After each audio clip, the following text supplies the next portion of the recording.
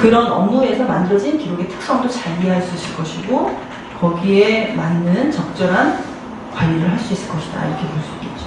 그래서 사실은 기록관리자가 되기 위해서는 업무 전문가가 돼야 된다.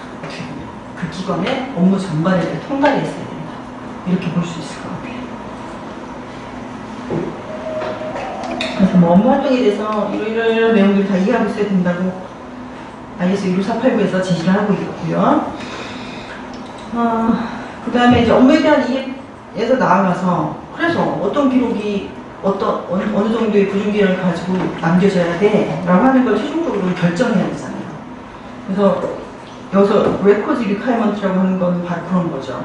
그래서 내가 업무는 이해했는데 그럼 각 업무에서 만들어진 기록이 뭔지도 알아야 되고요. 근데 그 만들어진 기록 중에 전부를 다 연구 기록으로 남길 건 아니니까 그 중에 뭐뭐는 연구로 남겨야 되는 거고 어떤 거는 10년 뒤에 폐기해도 되고 뭐 이런 것들을 결정해야 된다는 거죠. 근데 보존기간을 연구로 하느냐 아니냐는 큰 차이가 있는 거잖아요. 연구 보존한다는 거는 정말 오랫동안 서고든 그 시스템 안에든 그걸 계속 보관하고 있어야 되는 거기 때문에 엄청난 비용과 노력이 드는 거거든요. 그래서 꼭 필요한 것만 남겨야 되는데 그걸 판단하기 위해서는 많은 걸 이제 따져봐야 되는 거죠. 그래서 여기 보면 업무상 필요한 거 계속 필요해. 그러면 연구 보존해야죠. 그리고 법령이나 규제에 보니까 그거는 증빙상 꼭 오랫동안 남겨져야 된다고 돼 있어. 그럼 남겨야 되겠죠. 그 다음에 이 C가 좀 해석하기가 참 다양하게 해석할 수 있는 건데 공동체 혹은 사회에서의 기대라고 되어 있어요. 그래서 여기서 말하는 기대가 expectation이거든요. 우리가 무엇을 누군가한테 저 사람 이렇게 행동할 것을 기대하잖아요. 그런 expectation에 대한 걸 얘기를 하고 있어요. 그러면 법령이나 규제라고 하는 거는 지키지 않으면 제재가 따르는 거잖아요. 벌금도 물고 때로는 소송을 당할 수도 있고. 근데 공동체 expectation이라고 하는 거는 약간 이제 비난은 받을 수 있지만 엄청나게 큰 손해는 아닐 수도 있는 거예요.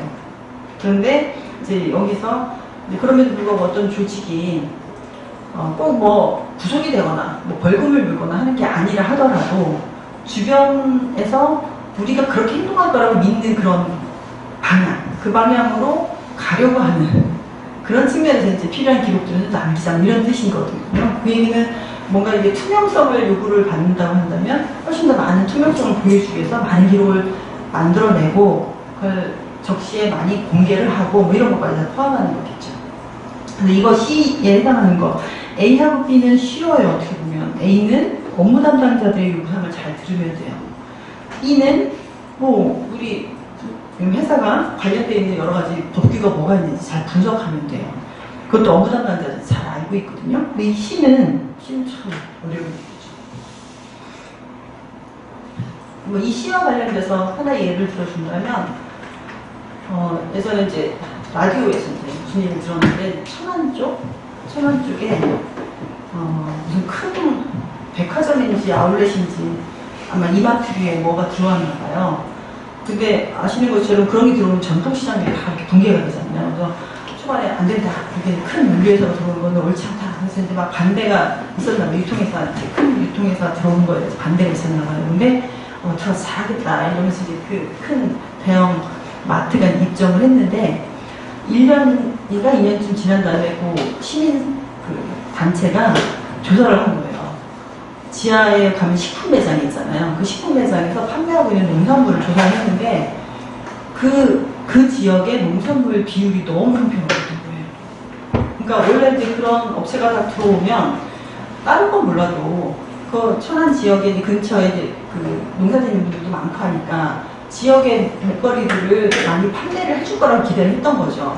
그랬는데 막상 가보니까 예를 들면 이마트 같은 경우도 소싱한다고 그러죠. 이렇게 물건, 구매를 하거나 할 때, 근거리에서 꼭 하는 게 싼 건 아니잖아요. 그러니까 가장 저렴하게 구매를 하기 위해서, 전반적으로 전국적으로 이렇게 구매를 해서 유통시키는 그런 구조이기 때문에, 그 지역사회가 바라는 대로 지역사회의 농산물을 판매해주지는 않았던 거예요. 그래서 그걸 이제 파악을 해가지고, 비평을 한 거죠. 결국 그 회사가 들어올 때 우리 지역사회를 위해서 뭔가 도움이 될 거라고 해서 들어왔는데 사실은 우리 농산물 팔아주는 것도 아무것도 아니더라. 그래서 그게 딱 나오자마자 이제 그 회사에서 5천만 원을 기부를 탁 내면서 지역사회에 보탬이 되도록 석성주께서 5천만 원을 이제 사회보험 프로그램으로 기부를 했다는 뉴스가 딱 나왔어요. 그래서 그런 거죠. 일종의 뭐 그거는 그렇게 행동했다고 해서 공동체의 기대는 어긋났지만 법령을 뭐 어기거나 한 건 아니에요.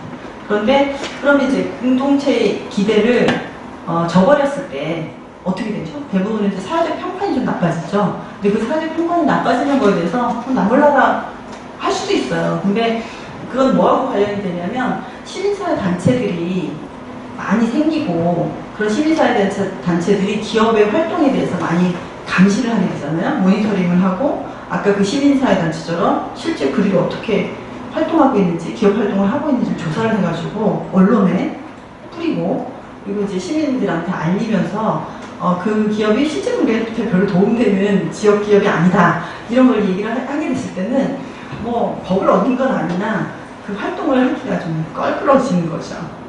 이제 그런 압력 같은 게 있을 수 있다는 거예요. 사회적 압력. 그리고 사회적 압력까지도 고려했을 때 그렇다면 이제 이 기업에서는 원래 이제 업무 활동 자체를 제대로 해야 되는 거죠. 지역 농산물들을 사주고 지역까지 상생할 수 있는 그런 쪽으로 기업 활동을 해야 되는 것이고 그다음에 그 결과들을 기록으로 잘 공표를 해주고 그래서 지역사회나 공동체의 기대에 맞게 기업 활동을 하고 있다는 걸 기록으로서 이렇게 증명해주는 그런 걸 해줘야 될 겁니다. 자, 그런 의미를 담고 있는 공동체 expectation 이런 표현들이 좀 나오고요. 자, 8장으로 가볼까요? 8장에 가보면 기록의 통제 도구들에 대한 얘기가 나와요. 네 가지가 지금 나오네요. 네 가지가 A, B, C, D. 기록의 메타데이터 스키마. 메타데이터 꼭 필요하죠. 아까 메타데이터 종류들도 좀 얘기를 했었는데 그런 메타데이터 정보를 담을 수 있는 스키마가 필요하다. 그 다음 두 번째가 업무 분류체계 필요하다. 세 번째가 접근과 허용 규칙이라고 번역했네요. 액세스 그리고 퍼미션. 그다음에 네 번째가 처분 도구. 그래서 이런 도구들을 만들 때 특히 T 같은 경우 업무 분류 체계를 만들어야 된다. 우리 BRM에 대해서 얘기했었죠. 그 BRM 비슷한 그런 걸 만들어야 된다는 거죠. 그래서 이걸 만드는 방법을 다룬 게 우리 1절에 ISO 15489랑 23081이랑 2612 이렇게 세 개의 표준을 다루고 있는데 그 세 번째 2612 표준이 이 업무 분류 체계를 만들 때 사용할 수 있는 방법을 소개하는 그런 표준이에요. 그리고 23081은 메타데이터 구조에 대해서 설명하고 있는 표준이니까 이 A에 해당하죠. 자, 이런 도구들이 필요하다. 이런 도구들을 잘 만들어서 써라. 이런 얘기가 나와 있어요. 8.2에 메타데이터 스키마에 대한 얘기가 나와요. 자, 이 8.2에 나와 있는 내용은 되게 간단한 내용이고 이걸 좀 더 자세하게 소개하고 있는 게 ISO 23081 표준에서 소개하고 있다고 보시면 돼요. 자, 메타데이터 중에서 메타데이터에 대해서 제가 강조하고 싶은 건 딱 두 가지인데 하나는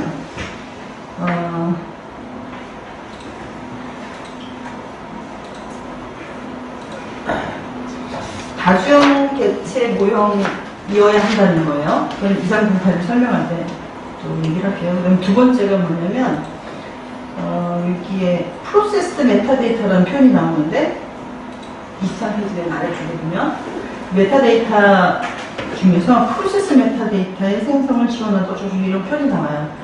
그 메타데이터가 이런 거죠. 옛날에 이제 종이 기록 중심일 때 메타데이터는 이거 시스템이 없는 상황이었다고 생각을 하면 기록도 이렇게 존재하고 이 기록에 대해서 뭔가 설명하고 싶어요. 예를 들면 이 기록은 5년간 보존할 거야. 그럼 어딘가에 적어놔야 되겠죠. 그럼 여기다가 종이를 하나 더 붙여서 얘는 5년 동안 보존할 거야. 이렇게 써놔서 이렇게 같이 기록이랑 같이 붙어 있어야 되겠죠. 근데 그 5년이라고 하는 게 지금부터 5년 뒤예요. 그러면 뭐 예를 들어 2020년, 2021년 어느 시점까지만 보존할 거예요. 그러면 2020년, 그러니까 5년 뒤가 되었을 때 기록관리자가 얘는 이제 폐기해야 될 대상이라는 걸 알아야 되죠.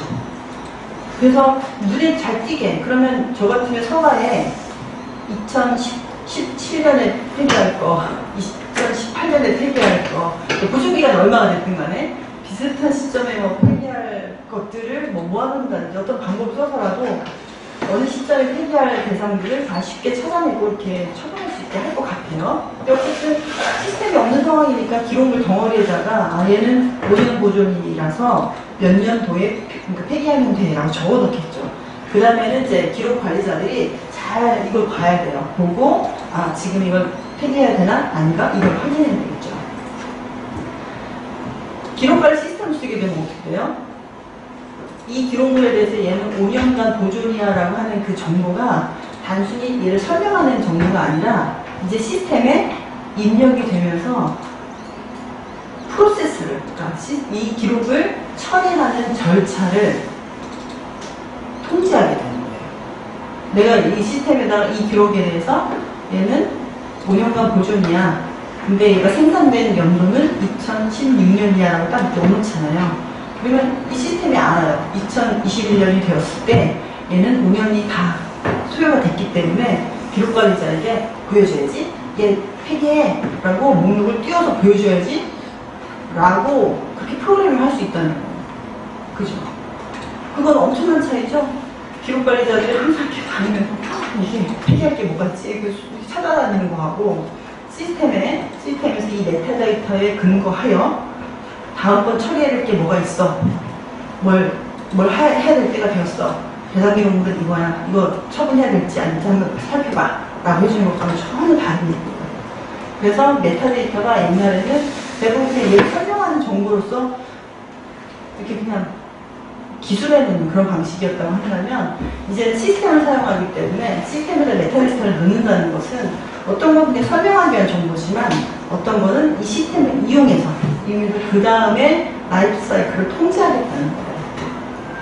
그래서 이제 프로세스 메타데이터다 또는 메타데이터를 이용해서 뭔가를 통제를 한다 라고 하는 그런 의미예요. 그러니까 시스템적으로 뭔가의 기능을 유도하는 거예요. 접근 권한 같은 것도 마찬가지죠.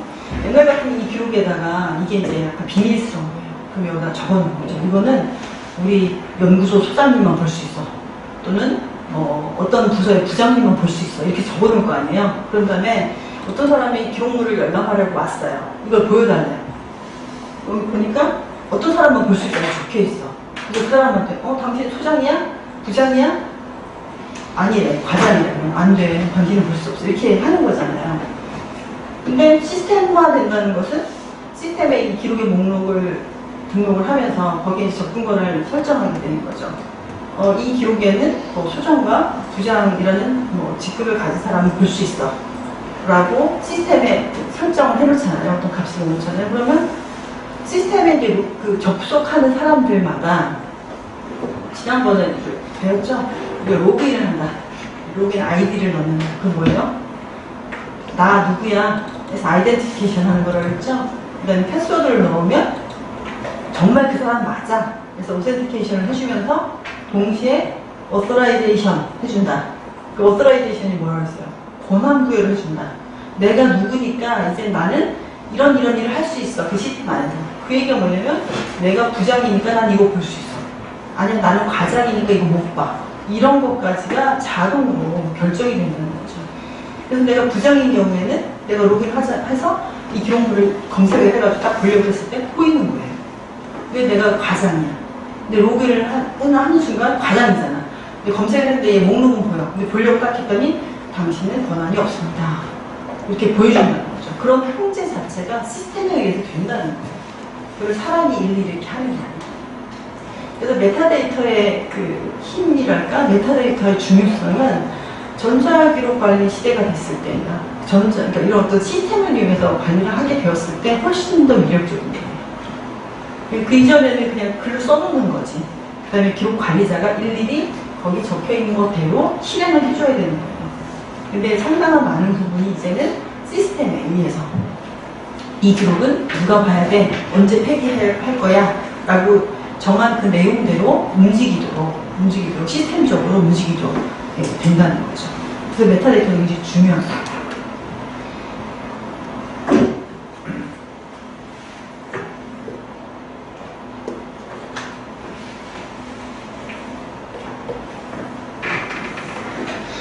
업무분류 체계에 대한 얘기는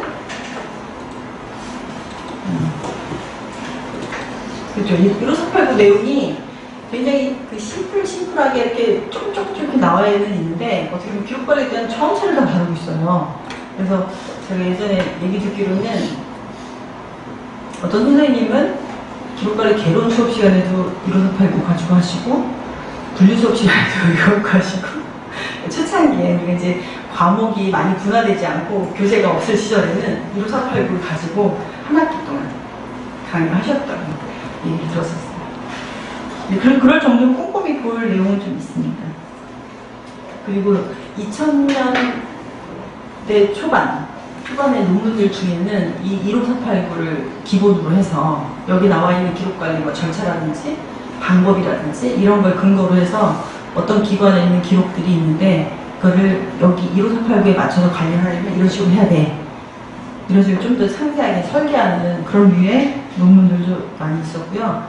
그 다음에 현재 어떤 기관에서 기록 관리를 하고 있는데 잘하고 있나 못하고 있나 이걸 이제 판단해 볼 때 15489에 나와 있는 이 원칙들 대비 어떻게 하고 있는가를 살펴보면서 원칙대로 하고 있다? 원칙대로 하고 있지 않다? 뭐 이런 식으로 이제 평가를 해서 뭐가 잘 안 되고 있는 부분을 파악하고 이건 이렇게 개선해야 된다. 이런 식의 논문도 꽤 많이 있었어요. 요즘은 그런 시대는 아니에요. 15489는 너무 추상적이고 이것보다 우리는 훨씬 더 정교하고 상세한 걸 원하기 때문에 15489는 이제 진짜 원칙적인 거다, 개념적인 거다 이렇게 이해하고 있고 우리는 지금 현재 시점은 이거보다는 한 두어 단계 훨씬 더 상세화된 그런 세계에 살고 있습니다.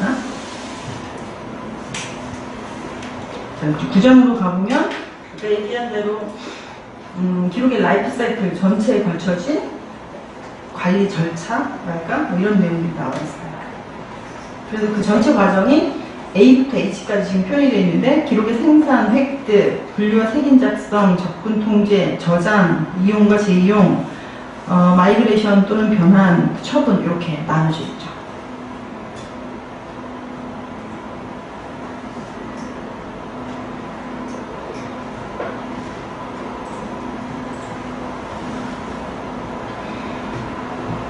여기서 아마 그 생산 부분에서 제일 중요한 거는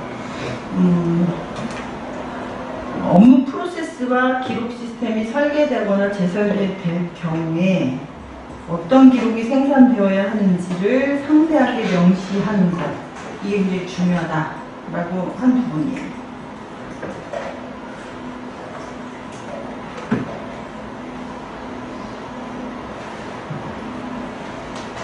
사실 기록 시스템 안에는 우리가 관리해야 될 모든 기록이 그 안에 들어와 있어야 되거든요. 그래서 예를 들면 업무를 하는데 사용하는 시스템의 경우에 업무를 하면서 접수하거나 생산하게 되는 그런 기록이 시스템 안에 잘 남겨지도록 시스템을 설계하는 거. 뭐 이런 거를 기록관리자가 신경을 써야 된다. 그리고 기록의 내용만이 아니라 메타데이터도 잘 남겨주도록 해야 한다. 뭐 이런 것들을 강조하고 있죠. 자, 그 다음에 기록의 획득. 획득은 영어로 지금 캡처링이라고 되어 있어요. 기록을 획득하는 부분은 획득 시점에 기록에 대한 내용뿐만 아니라 메타데이터도 같이 잘 획득해야 된다는 거. 그리고 그 기록 하나만 가지고 중요한 게 아니라 그 기록과 연관이 있는 다른 기록이 뭐가 있는지 그리고 그 기록에 관련된 행위자 업무와의 연관성 그래서 이런 관계 정보를 같이 끌어오는 걸 되게 중요하게 보고 있어요. 물론 이거를 당연히 메타데이터라고 통칭해서 얘기할 수도 있는데 그 메타데이터의 내용 중에 이러이러한 내용들이 잘 같이 획득이 되어야 된다는 게 중요한 거죠. 그 다음에 기록의 분류와 색인 작성 이거는 이 이후에 기록을 잘 찾아보기 위해서라도 분류를 적절히 해야 되고 인덱스를 잘 만들어놔야 되는 거죠. 키워드가 잘 뽑혀 있어야 그 해당하는 키워드에 관련된 문서들을 한꺼번에 잘 찾을 수가 있죠. 그리고 기록을 분류한다는 건 뭐예요? 기록을 이렇게 덩어리 짓는 그런 과정이거든요. 분류를 한다는 건 하나의 분류에 동일한 분류자의 여러 개의 문서가 분류가 된다는 것은 관련이 있다는 거예요. 그 관련 있는 문서들끼리 하나의 덩어리를 만들어준다는 그런 의미가 되죠. 그래서 개별 기록과 집합 단위 사이에 어떤 연계성을 부여하는 그런 과정이다.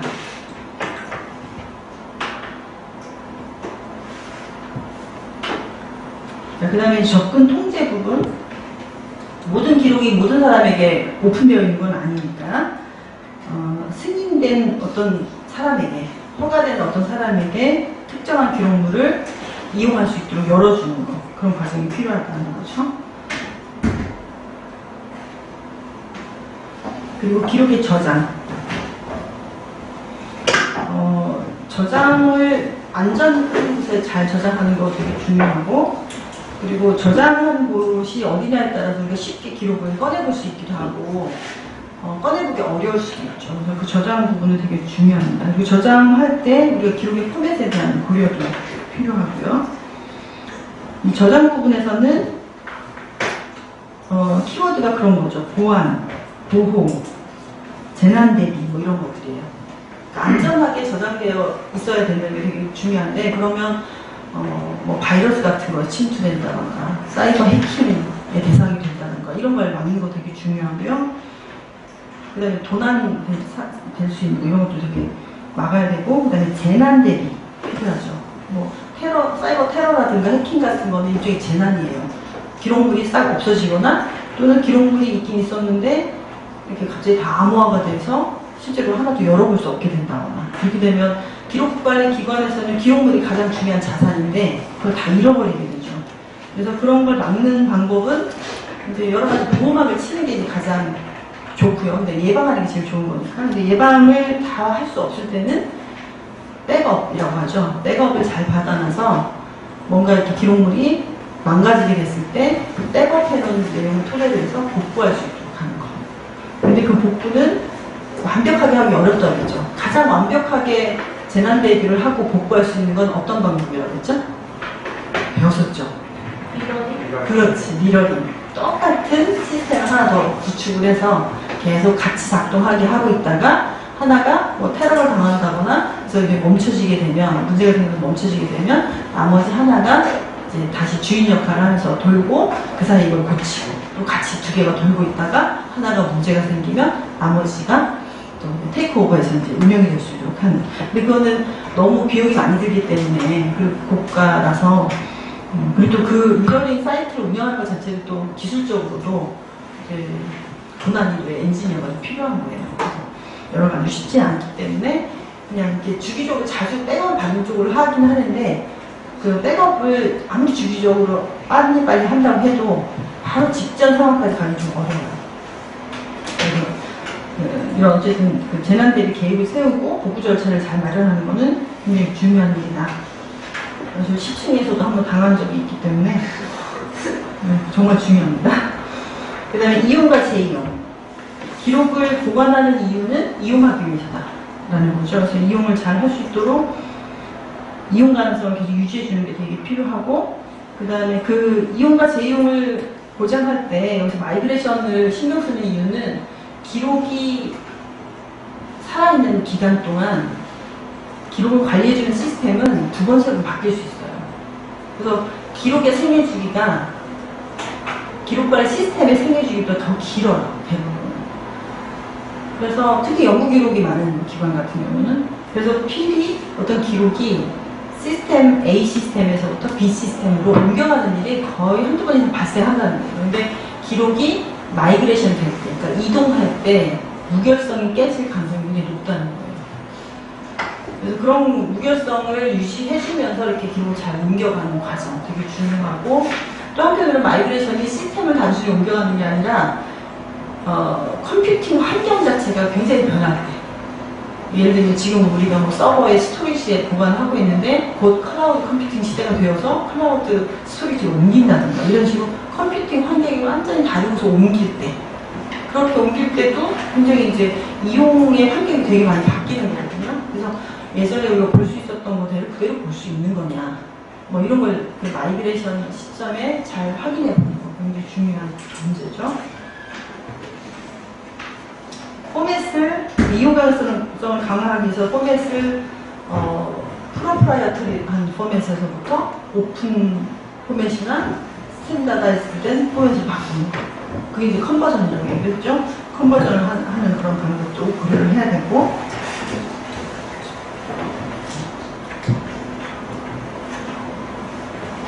포맷에 대한 얘기는 우리 지난 챕터에서 많이 얘기를 했으니까.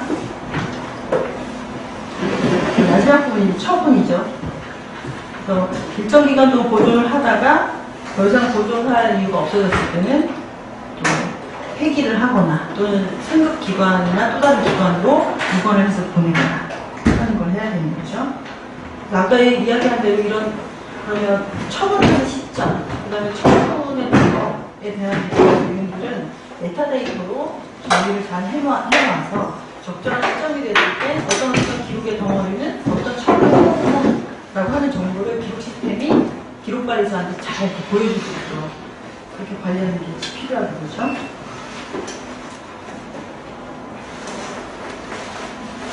여기까지가 전체적인 내용이고, 이게 뭐 예전 첫 버전에서 엄청나게 변한 건 아니에요. 엄청나게 변한 건 아닌데 여기 빨간색이 되어 있는 것들이 좀 변화된 그런 내용들이니까 여러분 원문을 가능하면 이제 보시면서 공부를 하셨으면 좋겠고요.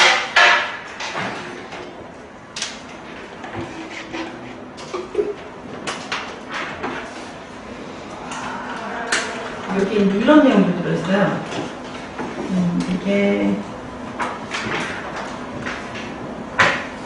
6페이지에 나와 있네요. 6페이지에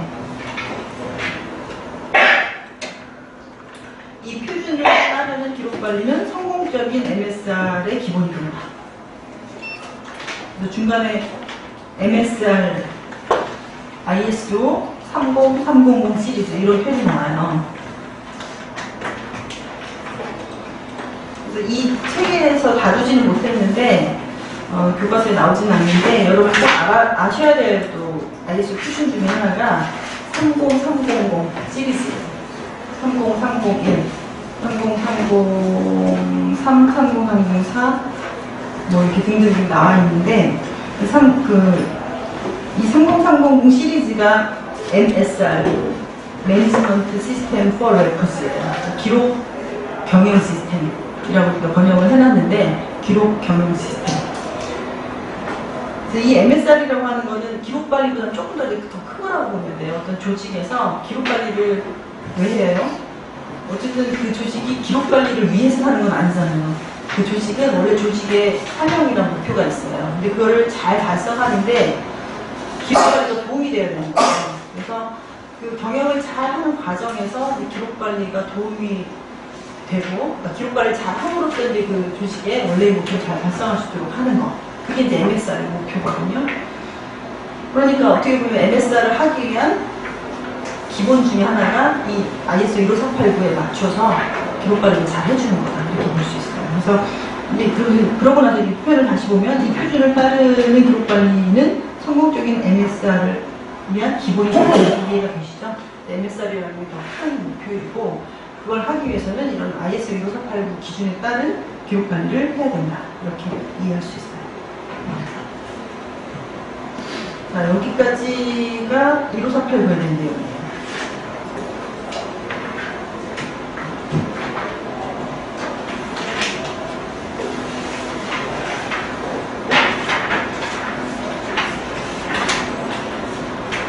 쉬었다 할까요?